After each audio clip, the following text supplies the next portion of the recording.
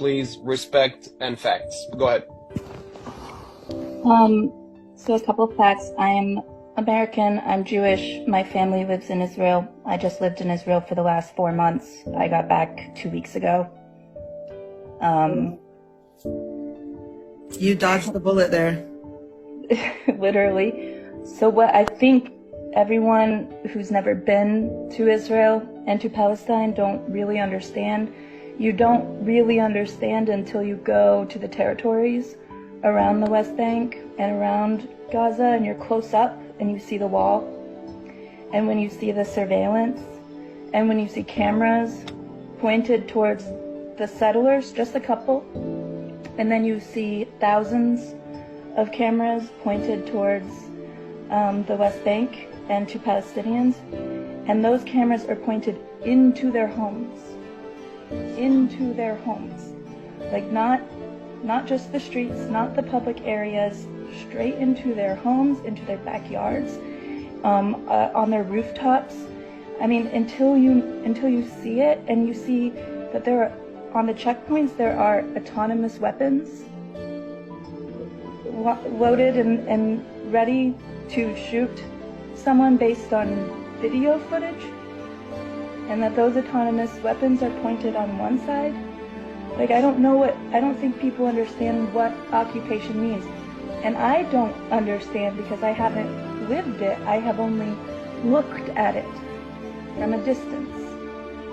But what I can imagine is if you're a child and you're growing up knowing that the country that you live in hates you and that they are willing to kill you, having never met you in their life based on just a video image, that the facial recognition and the surveillance and the high degree of technology and spyware that they have guarantees that they could pick off Hamas members one by one without ever blanket bombing Palestine.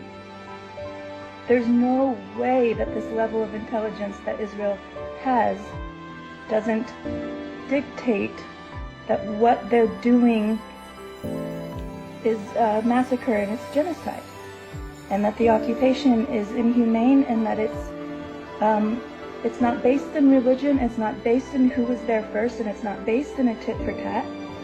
It's white supremacy, and it's dictatorship, and it's power and control and humiliation of a people who have nothing to do with the hostages taken and the people who were brutally murdered. Because yes, that is horrible. Those are my friends. Like, those are people I know. Like, I still have a family member who's missing, and we're giving DNA trying to figure out where they are. We don't know if they're dead or alive.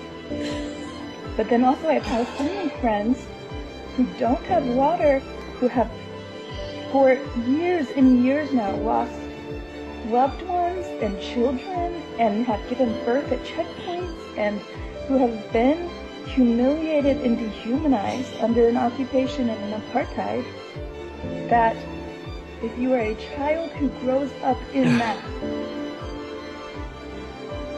why would you not fight for your dignity or stand up for your freaking rights? And if it's about who was there first, then America needs to take a good long look at the reservations that we put all these Native Americans into, and the poverty that they live under. If it's this land belongs to whoever was here first, then we have a big reckoning to do.